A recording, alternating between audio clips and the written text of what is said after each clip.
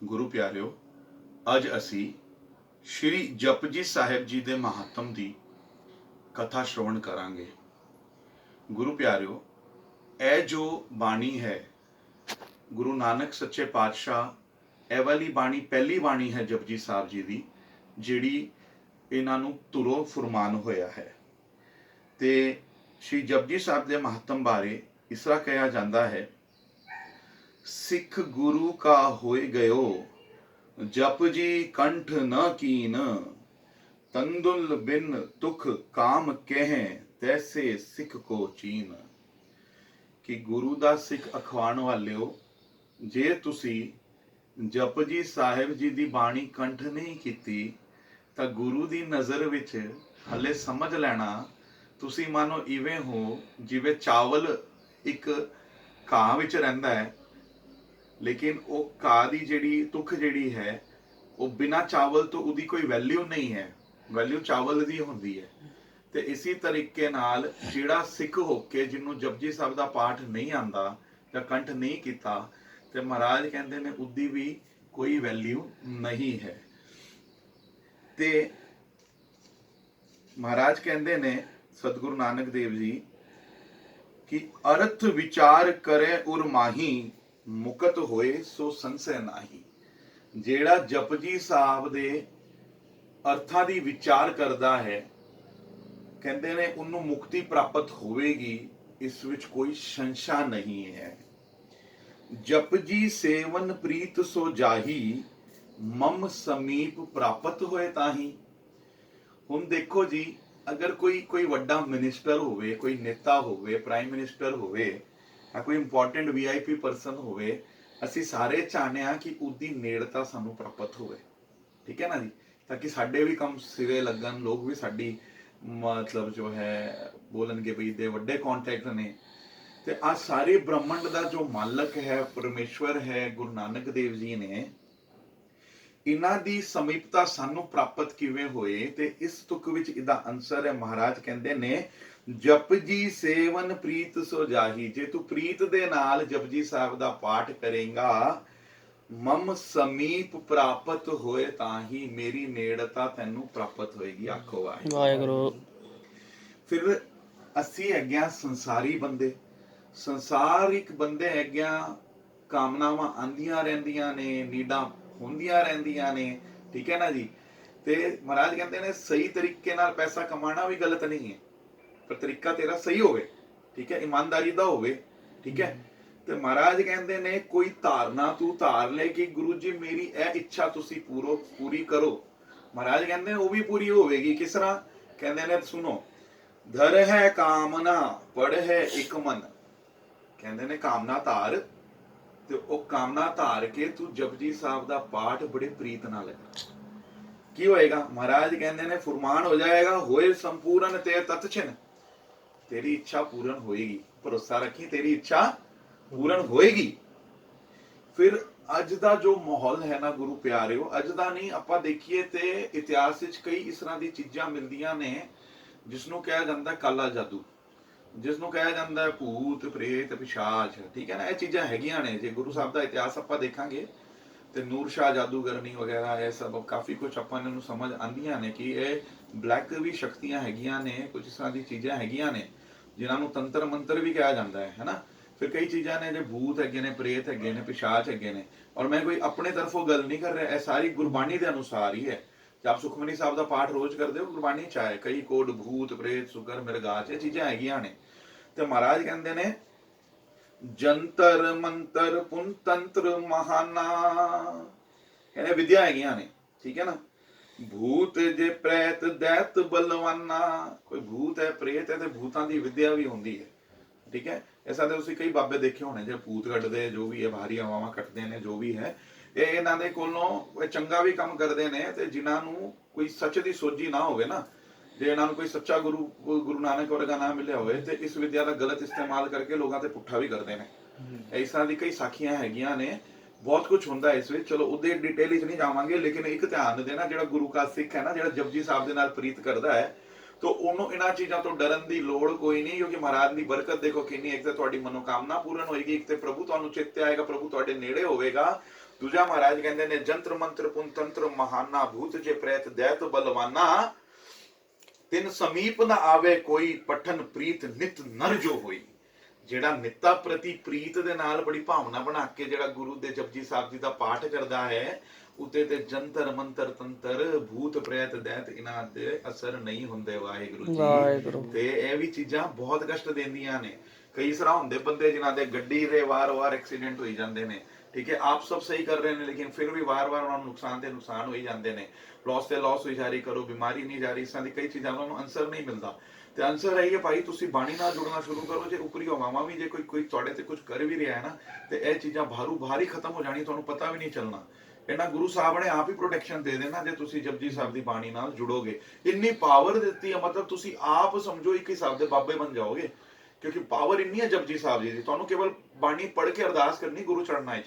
ਮੈਂ ਨਹੀਂ ਕਹਿਣਾ ਕਿਸੇ ਬਾਬੇ ਨੂੰ ਫੜੋ, ਕਹਿੰਦਾ ਤੁਸੀਂ ਤੁਹਾਡੇ ਆਪ ਹੀ ਚ ਇਤਨੀ ਕਿਰਪਾ ਕਰ ਦੇਣਗੇ ਉਹ, ਤੇ ਤੁਸੀਂ ਪਿਆਰ ਨਾਲ ਬਾਣੀ ਪੜੋਗੇ ਨਾ ਤੇ ਗੁਰੂ ਸਾਹਿਬ ਨੇ ਆਪ ਹੀ ਸਹਾਇਤਾ ਕਰ ਦੇਣੀ ਹੈ।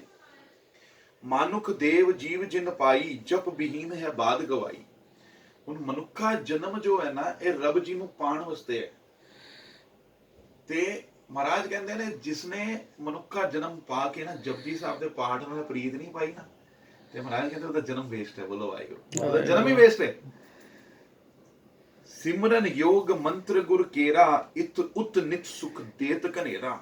ਕਹਿੰਦੇ ਇਹ ਤੇ ਸਿਮਰਨ ਯੋਗ ਸਿਮਰਨ ਕਰਨ ਵਾਲਾ ਮੰਤਰ ਹੈ।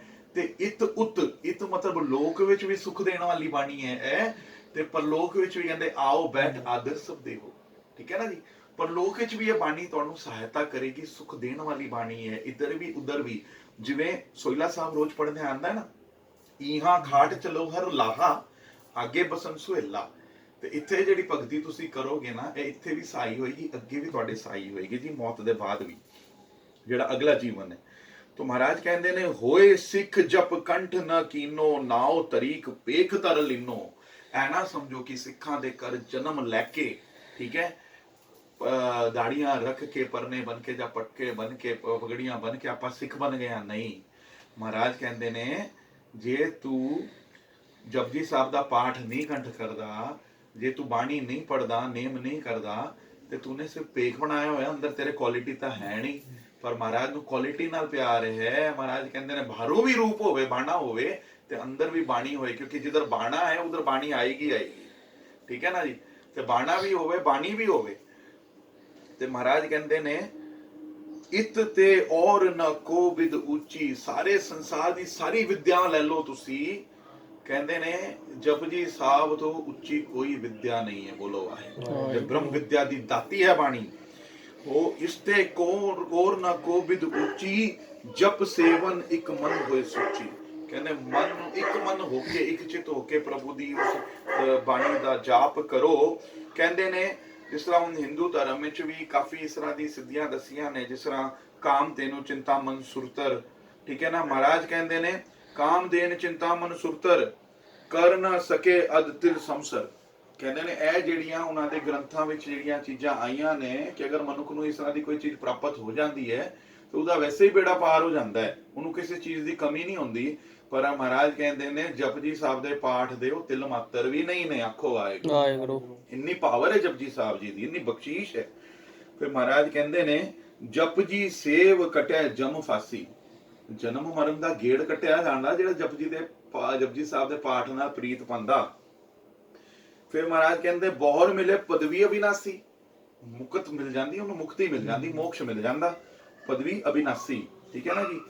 ਅਸ ਸੰਜੋਗ ਚਾਹਤ ਹੈ ਸੋਈ। ਕਹਿੰਦੇ ਮੇਰੇ ਨਾਲ ਜਿਹੜਾ ਸੰਜੋਗ ਕਰਨਾ ਚਾਹੁੰਦਾ ਹੈ, ਮੇਰੀ ਜੋ ਨੇੜਤਾ ਚਾਹੁੰਦਾ ਹੈ, ਤੁਮਕੋ ਤੋ ਸਭ ਪ੍ਰਾਪਤ ਹੋਈ।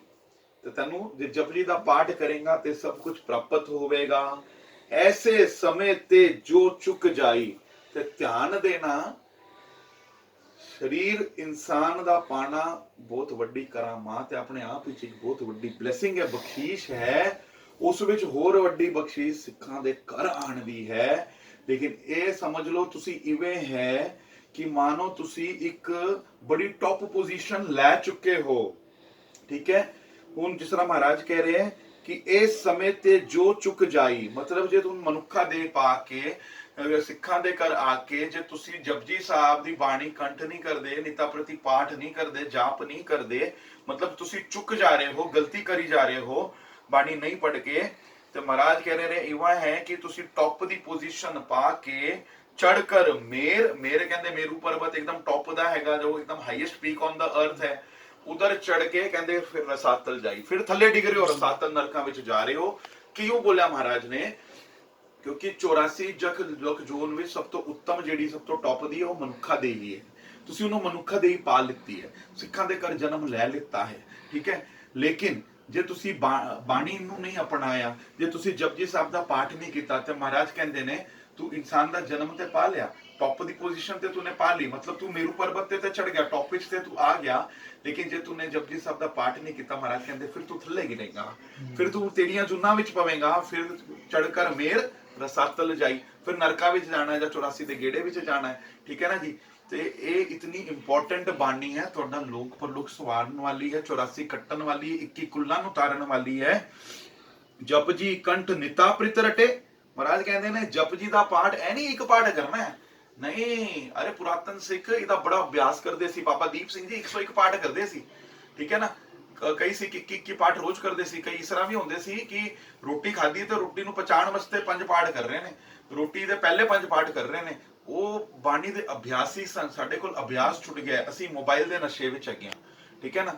ਪਰ ਸਾਨੂੰ ਉਸ ਦੀ ਜਗ੍ਹਾ ਆਦਤ ਲਾਉਣੀ ਪੈਂਦੀ, ਆਦਤ ਲਾਣੀ ਪਏਗੀ ਆਪਣੇ ਆਪ ਨੂੰ ਥੋੜਾ ਆਪਣੇ ਤੇ ਵਰਕ ਕਰਨਾ ਪਏਗਾ। This is all inner engineering, ਠੀਕ ਹੈ ਨਾ।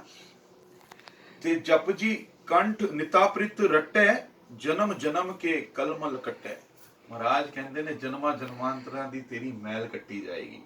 ਹੁਣ ਦੇਖੋ ਕਿਸੇ ਨੂੰ ਕੋਈ ਰਾਜ ਪਾਗ ਮਿਲਣਾ ਹੋਏ ਨਾ, ਤੇ ਉਹਦੇ ਵਾਸਤੇ ਹੋਣੇ ਚਾਹੀਦੇ ਆਪਣੇ ਪੁੰਨ ਇਕੱਠੇ ਹੋਣੇ ਚਾਹੀਦੇ।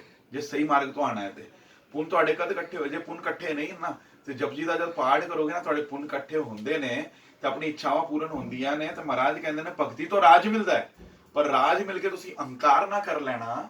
ਸਭ ਰੱਬ ਦਾ ਦਿੱਤਾ ਹੈ, ਕਿਤੇ ਅਹੰਕਾਰ ਵਿੱਚ ਆ ਕੇ ਪਾਪ ਕਰਮ ਨਾ ਕਰ ਲੈਣਾ। ਅਗਰ ਜੇ ਕਰ ਜਾਂਦੇ ਹੋ ਤੇ ਫਿਰ ਕਹਿੰਦੇ ਨੇ ਰਾਜ ਭਗਤੀ ਤੋਂ ਮਿਲਿਆ ਰਾਜ, ਫਿਰ ਰਾਜ ਤੋਂ ਮਿਲਦਾ ਨਰਕ, ਉਹ ਵੀ ਚੀਜ਼ ਹੈ ਨਾ ਜੀ। ਤੇ ਇਸ ਚੀਜ਼ ਨੂੰ ਸੰਭਾਲਣਾ ਹੈ।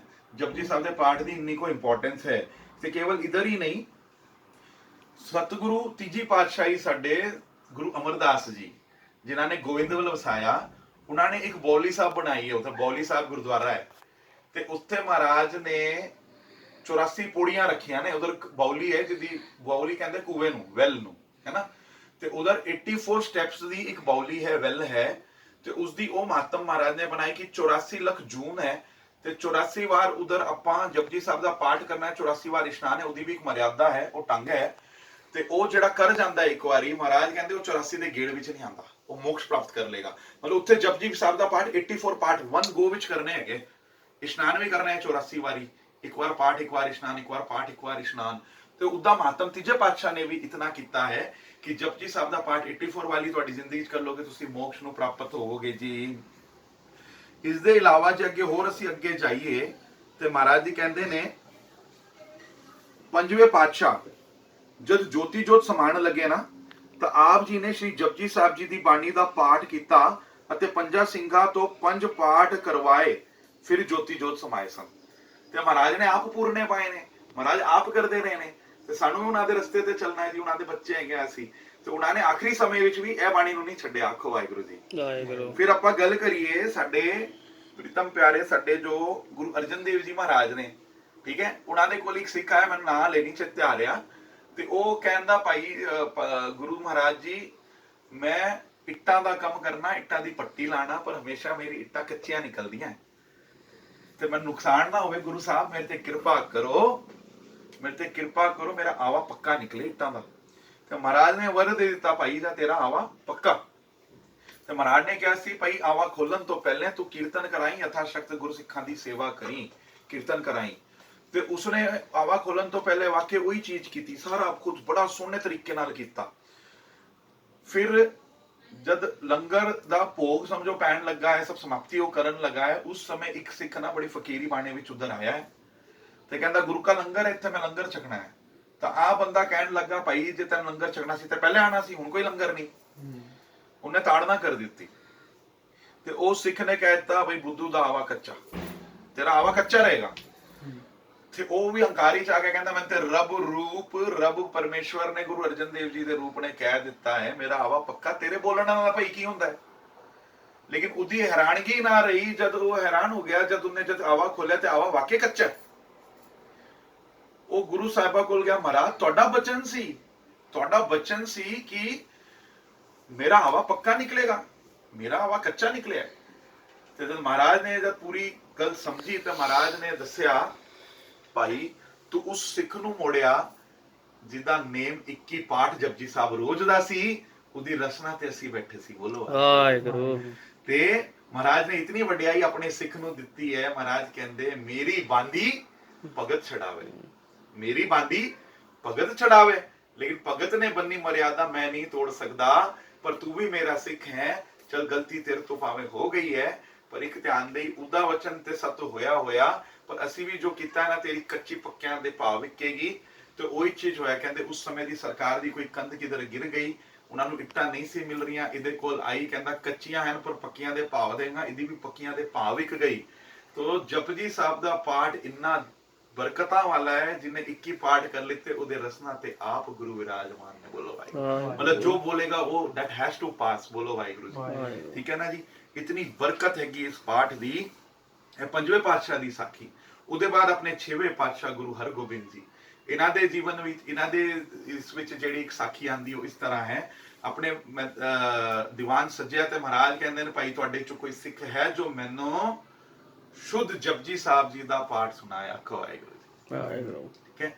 ਹੁਣ ਮੈਂ ਉਹ ਪੰਕਤੀਆਂ ਨਹੀਂ ਪੜ ਰਿਹਾ ਕਿਉਂਕਿ ਕਥਾ ਲੰਬੀ ਹੋ ਜਾਏਗੀ। ਇਨ ਸ਼ਾਰਟ ਤੁਹਾਨੂੰ ਮਹੱਤਮ ਦੱਸਣ ਜਾ ਰਿਹਾ ਜੀ। ਤੇ ਕੋਈ ਮੇਰੇ ਤੋਂ ਵੀ ਕੁਝ ਸ਼ਬਦਾਂ ਦੀ ਆਵਾਜ਼ ਕੱਢਦੀ ਮੈਨੂੰ क्षमा ਕਰ ਲੈਣਾ ਜੀ। ਮਹਾਰਾਜ ਨੇ ਕਿਹਾ ਭਾਈ ਕੋਈ ਸਿੱਖ ਹੋਵੇ ਜੋ ਮੈਨੂੰ ਜਪਜੀ ਸਾਹਿਬ ਦਾ ਸ਼ੁੱਧ ਪਾਠ ਸ਼ਰਵਣ ਕਰਾਏ। ਤੇ ਇੱਕ ਸਿੱਖ ਹਾਜ਼ਰ ਹੋਇਆ, ਕਹਿੰਦਾ ਜੀ ਮਹਾਰਾਜ ਮੈਂ ਕਰਾਂਗਾ। ਤੇ ਮਹਾਰਾਜ ਨੇ ਕਹਿੰਦੇ ਉਸ ਨੂੰ ਆਪਣੇ ਤੋਂ ਉੱਚਾ ਸਥਾਨ ਦਿੱਤਾ। ਬਾਣੀ ਦਾ ਸਤਿਕਾਰ ਮਹਾਰਾਜ ਨੇ ਆਪ ਇੰਨਾ ਕੀਤਾ। ਕਹਿੰਦੇ ਆਪਣੇ ਤੋਂ ਉੱਚਾ ਸਥਾਨ ਦਿੱਤਾ, ਉਹਦਾ ਆਦਰ ਕੀਤਾ। ਤੇ ਉਹਨੇ ਵੀ ਸਿੱਖ ਨੇ ਬੜੇ ਮਨ ਦੀ ਇਕਾਗਰਤਾ ਨਾਲ ਨਾ ਉਹ ਪਾਠ ਸੁਣਾਈ ਜਾਏ ਮਹਾਰਾਜ ਨੂੰ। ਮਹਾਰਾਜ ਬੜੇ ਪ੍ਰਸੰਨ ਹੋਣ ਲੱਗੇ।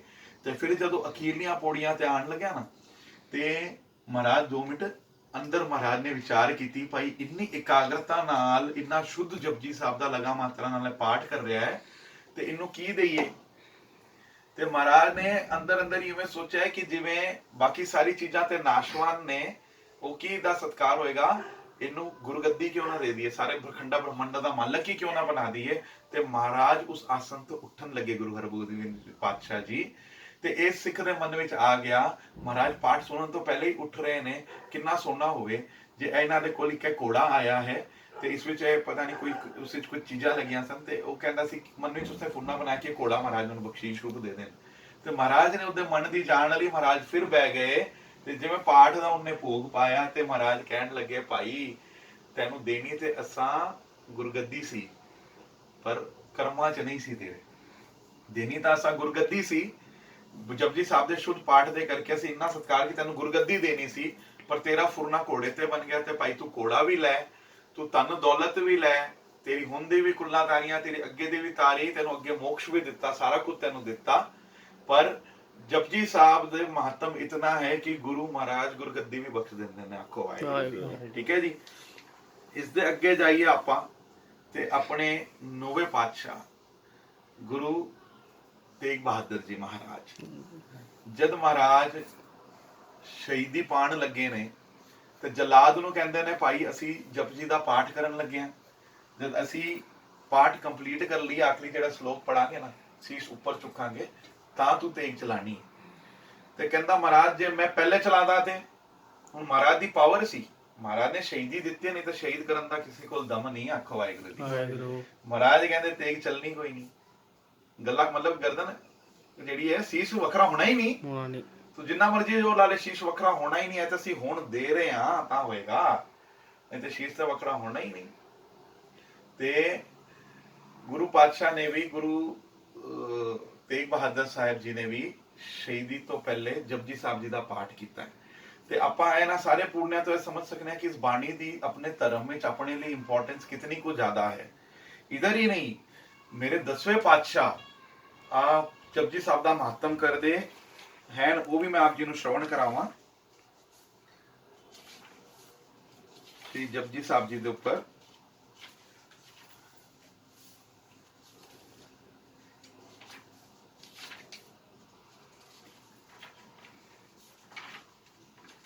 दसम पातशाह जी ने मेरे बहुत महत्व दसिया है था जी। दशम पातशाह तो सिखा ने श्री जपजी साहब जी के महत्व बारे पूछया सी। श्री प्रभ पातशाह गुरु साचे एहो बताओ संशय चित राचे लोक मुकत जप पाठक जोए कै शरीर की रक्षा होए।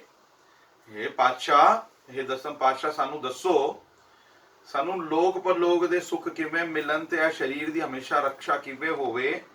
ए निर्णय हम पावे जैसे सिखन हेत उचारो तैसे। ता गुरु महाराज ने फरमाया श्री मुख ते फुरमान कीन अमृत फल किसहू कर लीन।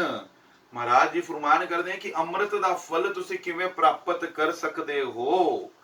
जो अच ले अमर होए जाए कि जिन्नू लैके तुसी अमर पद अमरापदी नू प्राप्त होवोगे, मोक्ष नू प्राप्त होवोगे। भूख त्रिखा भी दुख बिनसाए ते भूख ते दुख तुहाडी तृष्णा भी जो है वो खत्म हो जाएगी।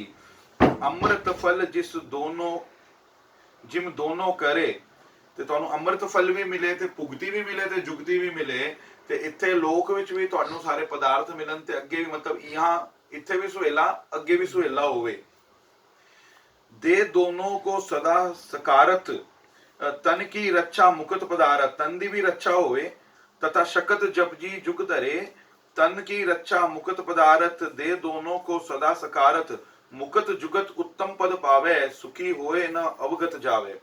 कहते ने जेड़े जपजी साहब दा पाठ करेगा उन्होंने लोक दे भी सुख मिलणगे पर लोक दे भी मिलणगे मोक्ष भी प्राप्त होएगा ते अवगत नहीं मरेगा। बोलो वाहिगुरु जी। वाहिगुरु।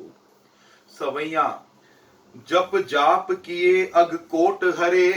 कहते जपजी साहब दा जाप जो करेगा उदे करोड़ा पापा दा नाश होवेगा। आखो वाहिगुरु। नित दान वदे बुद्ध सार तरे।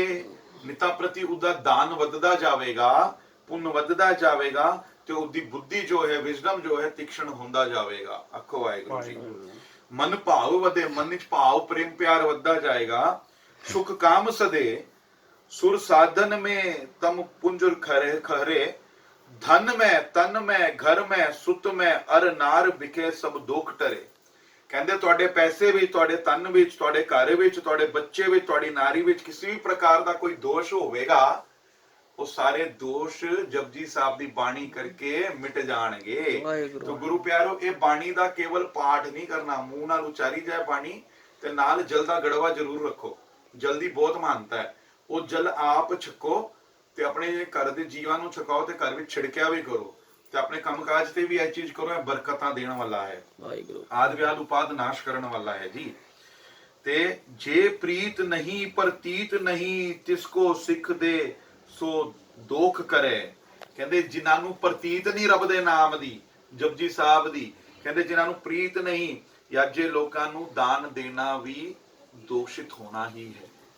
ते दान किन्हां नूं देना है कहंदे मेरे खालसे नूं दो गुरसिखां नूं दान दो। यह नित्ता प्रति फलदा है ते मैनूं पोचदा है ते महाराज बहुत खुश होंदे ने खे सेवा करनी ना पहले यह पंथ दी करो गुरु घर दी पहले सेवा करो अपने सिखां विच पहले सेवावा करो। जापे जाप तन ताप खप आर बला बद जाए। महाराज कहंदे ने तन दे ताप सारे दूर होणगे ते जाप नाल ते उम्र भी वध जांदी है। आर बला बद जाए करह कामना जथा उर तथा जाप ते पाए। कहंदे जेड़ी मर्जी तू कामना धर ले तू जाप भी कर जपजी साहब जी दा तेरी कामना पूरी होवेगी। तथा जाप ते पाए। अब सुनिए एक जाप पढ़े। बहुत प्यारी गल कहते अब सुनिए एक जाप पढ़े एक जप पढ़े जपजी साहब दा एक पाठ कर ले। महाराज कहते ने सतगुर सिक्के संग। आप कहने ना भाई तू उत्थे कल्ला ना जाई कोई कम करन लगे कल्ले नहीं जाना गुरु नूं नाल लेके जाना है। हुण गुरु तुहाडे नाल किवें होवे हर काम विच गुरु नूं अगे रखो गुरु नूं नाल लेके जाओ पर गुरु नाल किवें चले। महाराज कहते ने जपजी साहब दा पाठ प्रीत नाल कर ले एक पाठ कर ले गुरु तेरे अंग संग हो गया। वाहेगुरु। अब सुनिए एक जप पढ़े सतगुर सिख के संग। फिर गुरु जी दे संग हो जाए ते आपे आप की होना है। वाहिगुरु जी का खालसा वाहिगुरु जी की फतेह। भुगत मुकत बख्शी गुर दरगे जाए निसंग। ते महाराज ने ते भुक्ति ते मुक्ति दोनों बख्श दिती है ते दरगे भी कहने निसंग जाएगा। सब प्रसंग के अंत में कहे 10वें पातशाह। करियो नेम नित जप पढ़ो, करियो नेम नित जप पढ़े। सब भय लग निर्बाहो।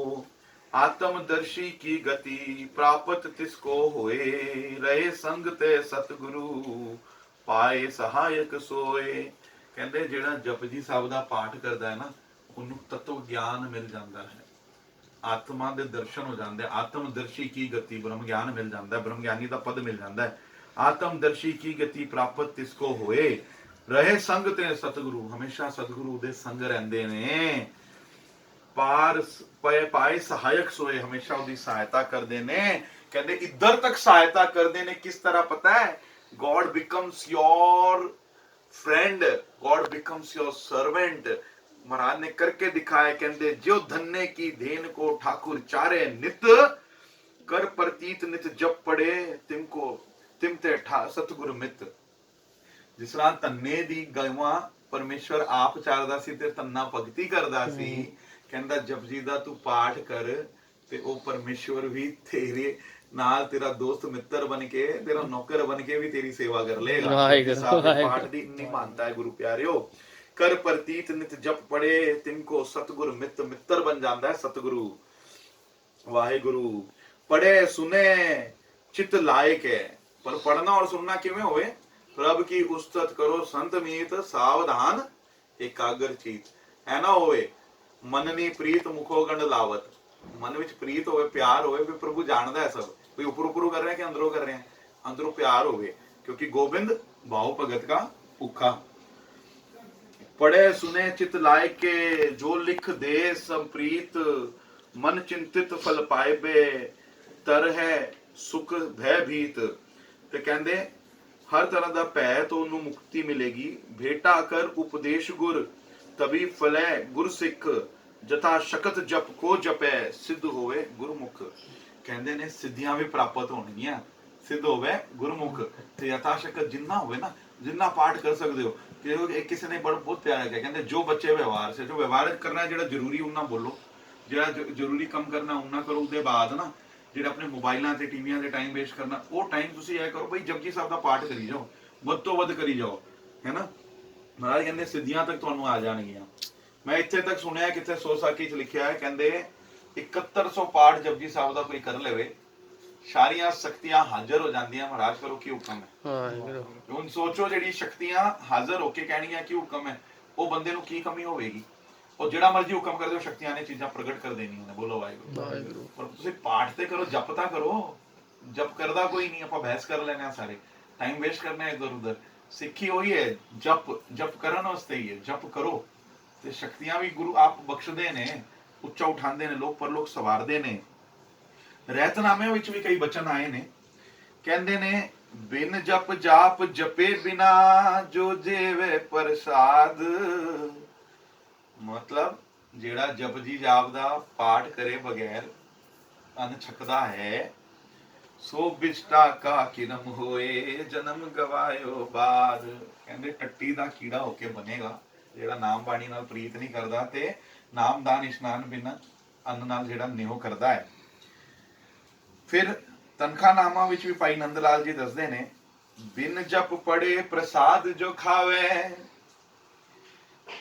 बिन जप पढ़े प्रसाद जो पावे बिन रह रास समाजो खोवे कीर्तन पढ़े बिना जो सोवे त्रिग तिस जन्म सो धर्म विसारे।